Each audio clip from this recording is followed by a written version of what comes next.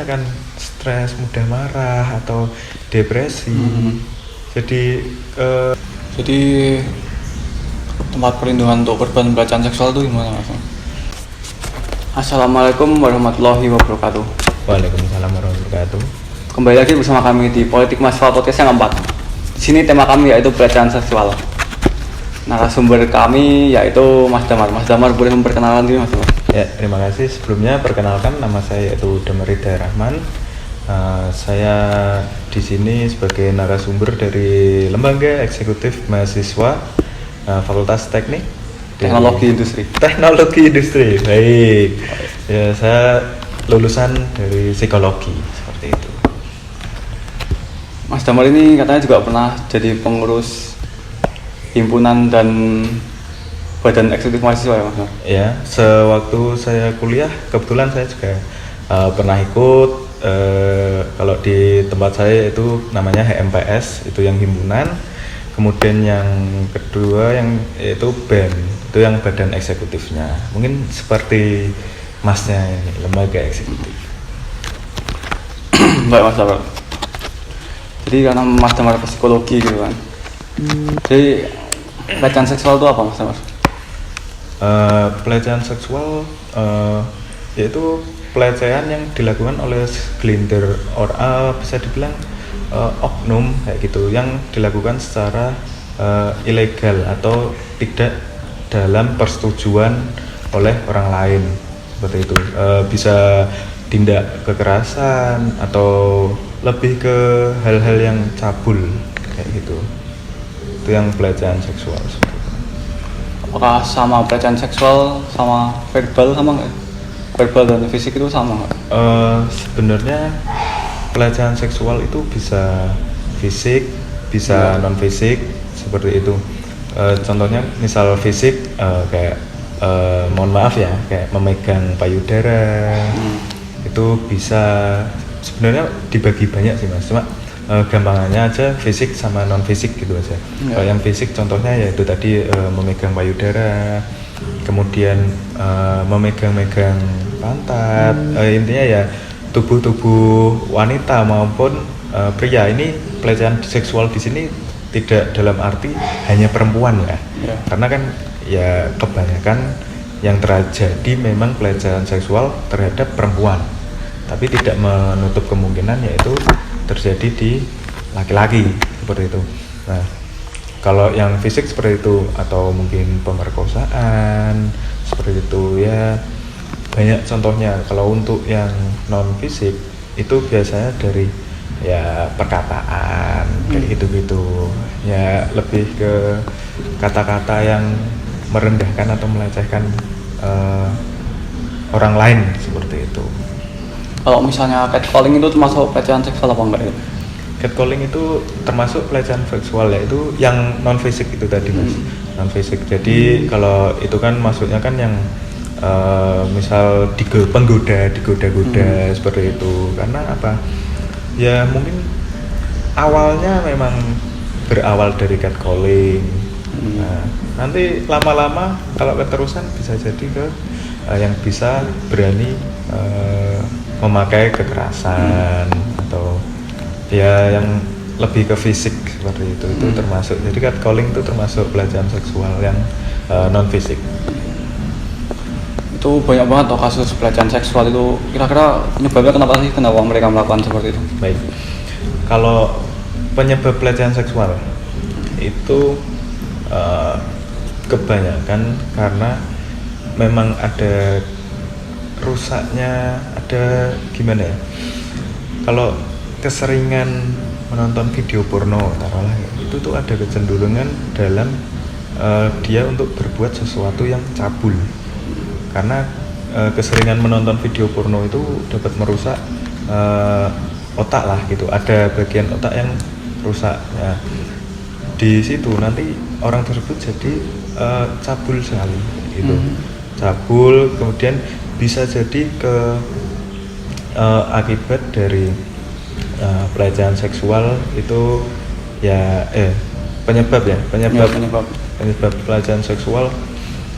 Kalau untuk saat ini memang banyak yang seperti menyalahkan keadaan kayak perempuan yang berpakaian seksi kayak gitu atau yang berpakaian terlalu terbuka. Nah, itu kalau dalam ke perempuan ya, kalau pelecehan seksual dalam perempuan. Nah, kayak gitu untuk penyebabnya ya bisa jadi karena kecenderungan menonton video porno kayak gitu. Kemudian ya ada fetis yang tidak normal menurut kita, tidak lazim menurut kita kayak gitu. Misal ya ke hasrat untuk mengeluarkan endorfin ke ini mas, birahi ya. Birahi seseorang yang tidak bisa ditahan, yaitu bisa menyebabkan ke pelecehan seksual. Nah, seperti ya kayak fetisnya yang tadi, fetis celana dalam kayak gitu kan, itu termasuk pelecehan seksual. Misal tadi melakukan onani di jalan, kan banyak lah mas yang motor tiba-tiba berhenti terus melakukan pelecehan seksual, onani di tengah jalan atau tiba-tiba memperlihatkan burungnya pun itu juga termasuk pelecehan seksual.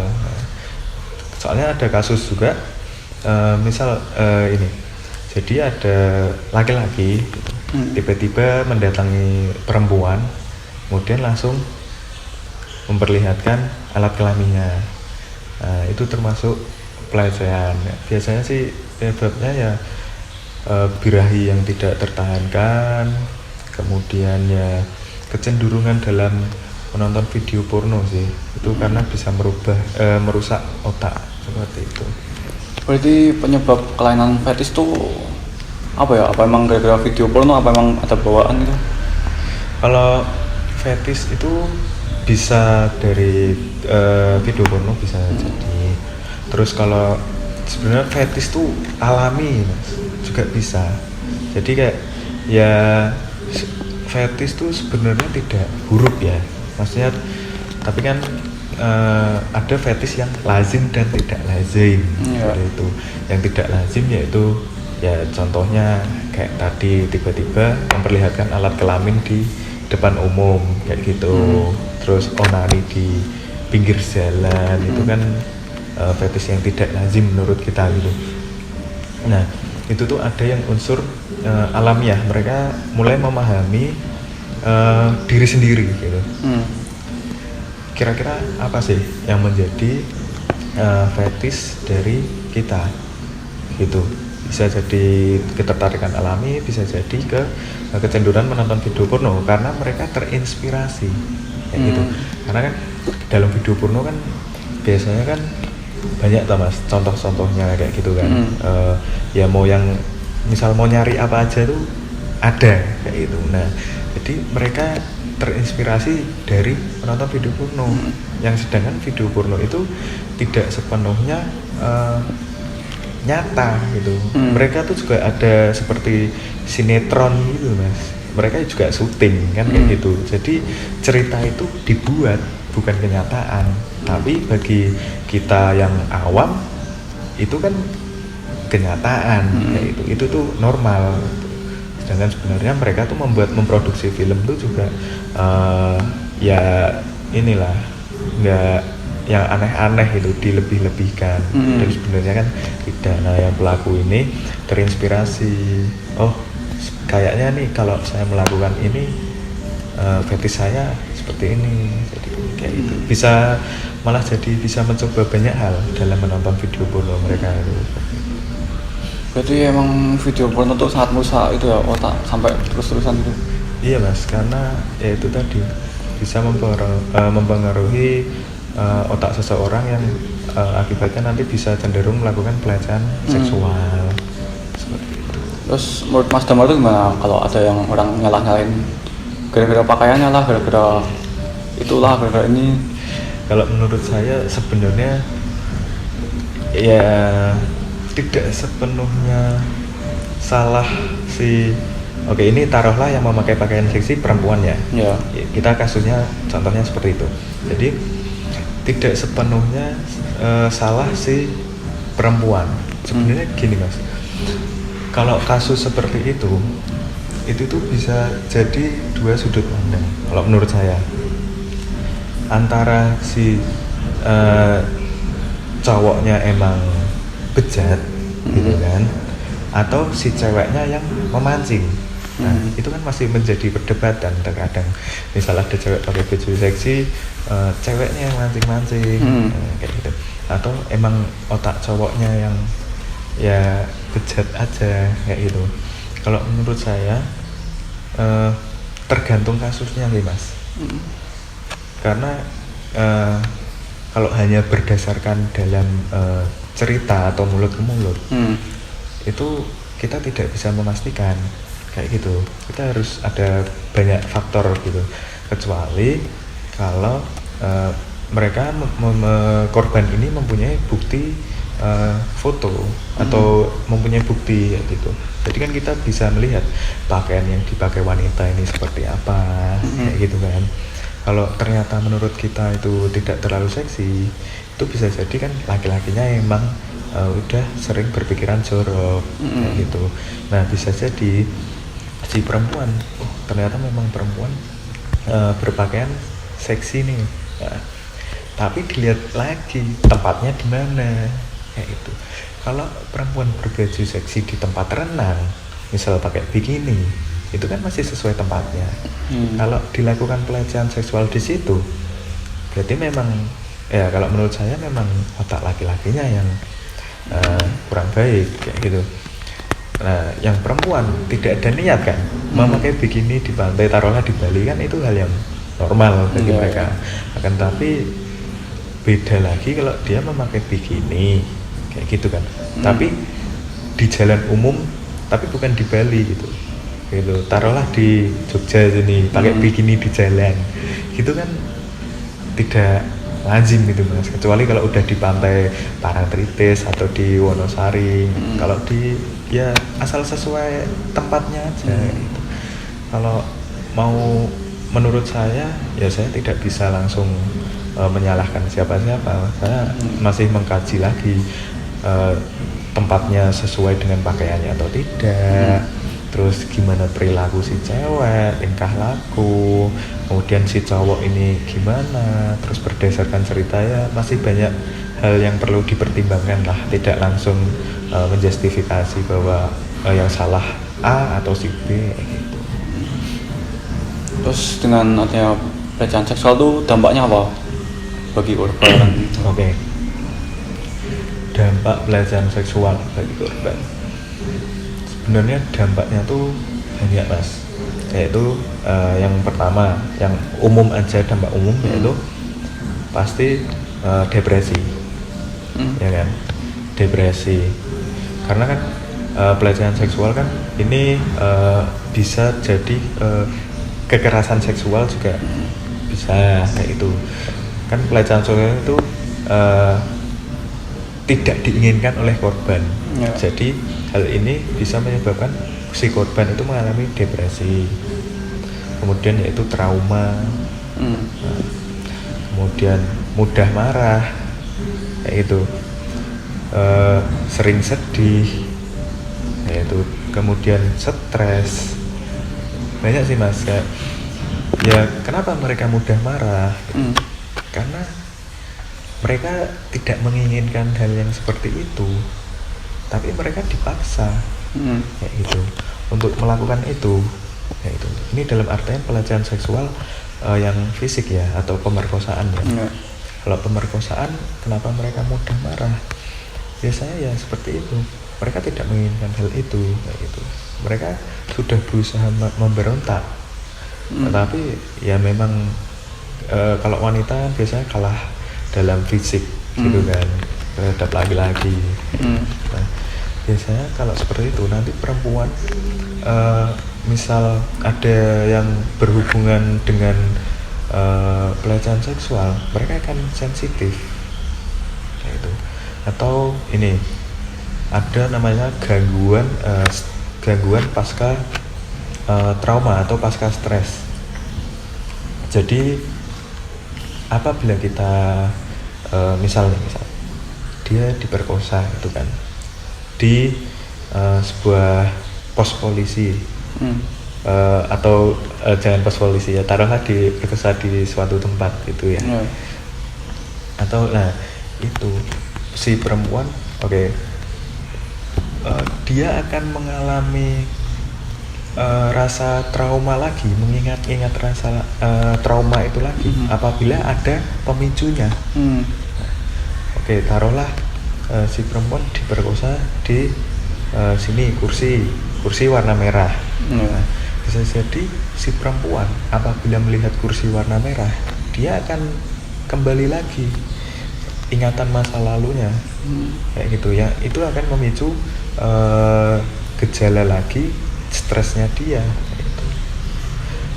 Bisa jadi nanti self harm, yaitu menyakiti diri sendiri, gitu. Nah dampaknya bagi korban ya itu nanti jadi sering ke psikolog, kayak itu, banyak minum obat, entah itu obat pereda stres atau obat tidur agar malam bisa tidur nyenyak. Seperti itu sih Mas. Apa itu dampaknya seperti itu permanen apa bagaimana? Kalau permanen enggak ya, kalau saya ada yang permanen, ada yang bisa disembuhkan Mas. Yang kecuali misal yang permanen itu sebenarnya gini, bisa disembuhkan, tapi ada beberapa kasus yang seperti saya bilang tadi, dia tuh sudah sembuh, akan tetapi apabila ada pemicu yang mengingatkan dia terhadap kejadian pada saat itu akan mengulang. Iya, dia nanti akan stres, mudah marah atau depresi, jadi banyak pikiran lah kayak gitu. Nah itu nanti dia minum obat lagi kayak gitu ya. Misal yang tidak permanen bisa oke, dia mulai menerima diri sendiri gitu, atau mulai berdamai terhadap dirinya sendiri, seperti itu ya. Lebih ke pribadi masing-masing sih Mas, kayak gitu. Terus bagi korban yang mengalami pelecehan seksual itu baiknya gimana habis itu? Oke, kalau bagi korban biasanya sekarang kan sudah banyak yang psikolog seperti itu, karena sekarang tuh di rumah sakit seenggaknya harus ada setidaknya itu satu psikolog. Itu di rumah sakit gitu, ataupun di puskesmas juga gitu. Jadi bagi korban mungkin bisa datang ke puskesmas atau rumah sakit kayak gitu untuk melakukan konsultasi terkait permasalahannya, apapun yang dialaminya, kemudian ya mengikuti saran psikolognya dulu ya. Seenggaknya mereka mulai datang ke psikolog lah, karena itu akan semoga membantu atau meringankan beban yang ada di dalam dirinya. Karena kan dengan bercerita kan mulai mengeluarkan unek-uneknya, mungkin perasaan jadi lebih lega kan, seperti itu. Karena lebih baik datang ke psikolog, nanti akan ada konseling, ada pendampingan atau pelayanan dalam hal terkait pelecehan seksual, seperti itu. Atau nanti setelah dari psikolog baru nanti kalau untuk membutuhkan obat baru nanti ke psikiater, seperti itu, tergantung diagnosis dari psikolognya. Cara biar pelaku pelecehan seksual ini jera gimana? Oke. Kalau sekarang kan sudah ada di peraturan UU kalau tidak salah ya Mas ya, UU nomor 12 tahun 2002. Nah itu mulai ada penanganan dalam pelecehan seksual gitu. Nah kalau tidak salah itu ada minimal penjara 6 bulan apa ya, atau berapa gitu. Nah sama denda uang ya itu. Nah dalam hukuman itu kan ada penjara dan juga ada denda uang. Mm-mm. Akan tetapi tidak semerta-merta bisa langsung masuk penjara. Jadi korban pun harus ada syarat dalam pelaporannya. Misal ada saksi, ada ahlinya, kemudian ada bukti. Nah, ya bukti-bukti yang harus dilampirkan pun juga harus lengkap ya Mas ya. Karena kan kalau tidak lengkap nanti ya susah untuk memenjarakan si korban. Jadi memenjarakan si tersangka, yaitu pelaku. Jadi agar jelas sekarang pemerintah memenjarakan dan mendenda bagi pelaku pelecehan seksual. Ini pelecehan seksual maupun kekerasan seksual seperti itu. Jadi bagi korban nanti bisa melaporkan kepada kepolisian dan melampirkan bukti-bukti yang dibutuhkan kayak gitu, agar nanti pelaku dapat didakwa, dipenjarakan atau didenda seperti itu. Tapi walaupun ada penjara tuh kayaknya pelecehan seksual juga nggak selesai tuh, gimana itu? Ya lebih ke penanganan tegas dari pemerintah Mas. Sebenarnya karena masih pelecehan seksual di Indonesia masih menurut saya sebenarnya gawat gitu, tapi untuk beberapa orang masih menggampangkan atau meremehkan pelecehan seksual tersebut kayak gitu. Karena banyak kasus yang terjadi perempuan atau korban tidak mau melaporkan itu karena tidak ada tindak lanjutnya, atau nanti pas udah melaporkan ya malah direndahkan lagi lah atau diremehkan karena kayak masalah sepele kayak itu. Misal yang atau kan sekarang banyak yang kayak bikin tweet di Twitter kayak itu kan, mereka mulai speak up gitu. Itu aja masih banyak perdebatan. Mereka tuh takut karena masih banyak masyarakat Indonesia yang mungkin karena pakaianmu terlalu seksi, mungkin karena kamu yang menggoda, kayak ya lebih ke stereotip yang seperti itu kayak gitu. Jadi mereka tidak mau berbicara keras tuh jadi kependam kayak gitu, karena masih banyak yang ya itu tadi meremehkan dan mereka kekurangan bukti-bukti. Jadi Mas Damar, apakah anak-anak itu bisa menjadi korban pelecehan seksual tuh? Bisa Mas, malah bisa banget ya itu. Karena ya nggak sedikit juga pelecehan seksual tuh terjadi di anak-anak, anak kecil lebih tepatnya, atau di bawah umur lah gitu. Kalau anak kecil disebutnya biasanya pedofil. Banyak kasus yang biasanya terjadi, banyak anak kecil itu mereka dijanjikan mainan atau makanan kecil ringan, es krim dan lain-lain. Biasanya terjadi kasus anak-anak sudah dipanggil, nanti dipegang payudaranya atau alat kelamin anak kecilnya biasanya dipegang. Ada kasus juga yang dipanggil anak kecilnya, kemudian si pelaku nanti melakukan masturbasi seperti itu. Ada juga anak kecil yang korban dari pemerkosaan kayak itu. Nggak menutup kemungkinan hanya terjadi di orang dewasa, karena banyak juga pelecehan seksual tuh yang terjadi di anak kecil, dan emang kasusnya tuh aneh-aneh Mas kayak gitu.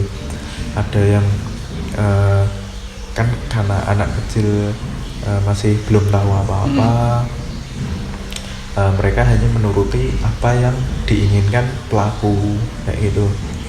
Dan ada juga anak kecil yang sudah mengerti bahwa itu tidak boleh dilakukan. Ada anak kecil yang memberontak, ini dalam kasus pemerkosaan ya. Pemerkosaan, ada anak kecil yang diperkosa, yaitu dia melakukan pemberontakan. Nah, akibatnya apa? Alat kelamin dari si anak robek kayak itu, karena kan lubang kecil kalau dimasukin benda besar kan pasti robek kan gitu mas ya.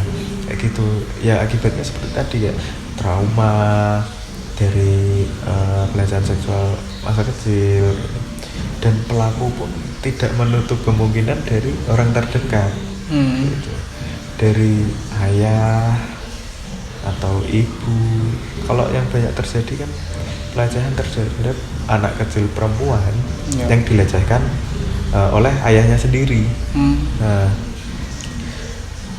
itu yang lebih miris sebenarnya mas, bahwa itu darah daging dia sendiri, tapi dia masih nekat untuk melakukan pelecehan terhadap anaknya sendiri yang notabene masih di bawah umur kayak gitu. Sebenarnya itu miris. Jadi ya banyaklah kasus-kasus untuk anak kecil, jadi nggak hanya untuk orang dewasa saja yang bisa menjadi korban pelecehan seksual ini, seperti itu. Kalau dampak psikologis ke anak tuh gimana ya? Dampak psikologis ke anak bisa mempengaruhi ke perilaku atau sifatnya ke depannya kayak gitu. Ya seperti korban pelecehan yang dialami oleh orang dewasa, cuma anak kecil kan lebih dapat menangkap apa yang sedang terjadi gitu. Jadi traumatis itu tuh lebih berdampak untuk kedepannya kayak gitu. Mungkin bisa menjadi bunuh diri, atau mungkin dia menjadi membenci terhadap laki-laki atau perempuan kayak gitu. Ya dampak psikisnya itu lebih kuat sih mas, karena anak kecil kan masih dengan mudah menangkap apa yang dialami kayak gitu, hingga diingat-ingat di saat mereka dewasa kayak gitu. Biasanya tuh itu tempat terjadinya pelecehan seksual tuh kebanyakan di mana? Kalau kebanyakan di mana? Kalau menurut saya, setahu saya ya mas, itu bisa di gang-gang atau lebih ke ruang tempat yang gelap mas, tempat yang gelap atau di gang-gang kayak gitu. Atau yang terakhir yang saya tahu itu bisa terjadi di kampus. Itu nggak hanya di kampung-kampung atau di mana kantor bisa, atau di gang-gang gelap kayak gitu. Ini bisa jadi terjadi di kampus. Untuk kasus terakhir yaitu rektornya sendiri yang melecehkan anak muridnya itu. Nah, akan tetapi kan karena rektor ya mas ya, jadi power kan lebih kuat yaitu. Jadi ya kasus-kasus seperti itu tertutupi mas. Itu. Atau kasus yang terakhir kemarin yaitu yang guru atau ustadz di sebuah ya yang sekolah agama seperti itu melecehkan murid wanitanya. Dan itu tidak hanya satu, ada banyak wanita yang sudah dilecehkan oleh gurunya sendiri. Dan itu tertutupi mas, karena ya power pelaku yang lebih besar itu menutupi kasus-kasus yang seperti itu. Jadi ya pelaku mau bersuara pun sudah dihadapkan dengan tembok besar itu gitu. Ya bisa jadi memiliki power kuat itu menyuap yang lain-lain kayak gitu kan. Biasanya pelaku juga mengancam ke korban kayak gitu, dan korban biasanya ketakutan karena ya sanksi sosial itu lebih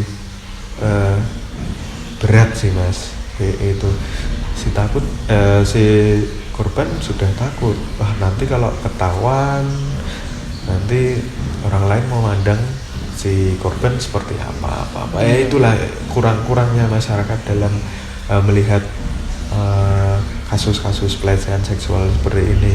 Mereka tuh kurang aware gitu, mereka masih menyalahkan sesuatu gitu, dan kebanyakan menyalahkan si korban. Hal ini yang membuat si korban susah untuk berbicara di ruang publik seperti itu.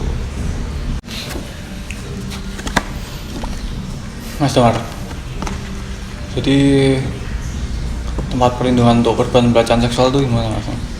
Untuk para korban mungkin bisa apabila terjadi pelecehan seksual bisa melapor ke kantor polisi.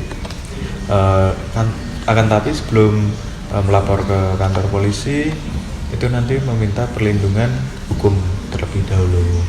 Kemudian bisa melapor ke Komnas HAM, Komnas Perempuan, atau bisa ke call center SAPA 129. Nah, dari tempat-tempat seperti yang saya sebutkan tadi, biasanya nanti setelah menyerahkan berkas-berkas dan lain-lain, biasanya ada pendampingan. Dan tenang, ini identitas disembunyikan, yaitu identitas korban. Jadi jangan takut untuk lapor, nanti biasanya ada pendampingan dari seorang psikolog dan ditempatkan di tempat yang aman, di bawah perlindungan. Jadi jangan takut untuk lapor ke kantor polisi, Komnas HAM, Komnas Perempuan, atau ke call center SAPA 129. Nah, dari situ nanti akan ditindaklanjutin dan langkah-langkah penanganannya seperti apa, yaitu. Mas Damar, sebelum penutup nih ya, Mas Damar mempunyai saran nggak sih untuk menghindari pelecehan seksual? Oke. Mungkin lebih ke menjaga agar terhindar atau apabila terjadi yang tidak diinginkan ya. Bisa membawa alat semprot yang itu nanti biasanya disemprotkan ke mata, itu akan pedas, itu mata akan merasakan perih ya, kayak gas air mata, akan tapi itu cairan gitu. Kemudian bisa membawa tongkat yang bisa memanjang tuh mas, kalau ya. Tongkat, atau ada nomor yang bisa langsung dihubungi, emergency call gitu. Lebih membawa mempersenjatakan diri sih mas, tapi bukan berarti seperti senjata tajam ya, kayak pisau atau pistol, seperti bukan yang seperti itu. Lebih ke safety, kayak yaitu tadi yang alat semprot seperti tadi, atau membawa pemukul atau tongkat yang nanti bisa apabila ditekan tombolnya akan memanjang dengan sendirinya gitu. Dan lebih memperhatikan di lingkungan sekitar, yaitu aware dengan lingkungan sekitar, memperhatikan lingkungan sekitar. Apabila di tempat gelap siap-siap untuk merekam atau seperti memfoto dan lain-lain. Lebih ke itu sih mas, memperhatikan lingkungan sekitar itu. Baik teman-teman, mungkin sekian dari kami. Bila ada salahnya kami mohon maaf. Wassalamualaikum warahmatullahi wabarakatuh. Waalaikumsalam warahmatullahi wabarakatuh.